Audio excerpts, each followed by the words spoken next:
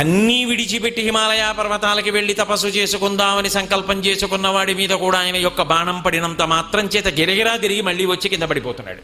అంత శక్తి ఎక్కడి నుంచి వచ్చిందంటే ఆవిడ యొక్క పొట్టి చూపులోంచి వచ్చింది. కాబట్టి అమ్మ, నువ్వు ఆనాడు మన్మధుణ్ణి బ్రతికించావు కాబట్టి ఇవాళ ఈ శరీరం వచ్చింది నాకు.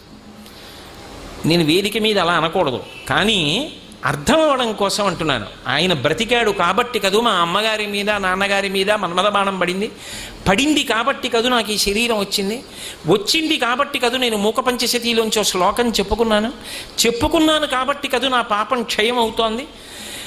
ఇది ఉంది కాబట్టి కదూ నేను ఇవాళ ఈ గుడిలోకి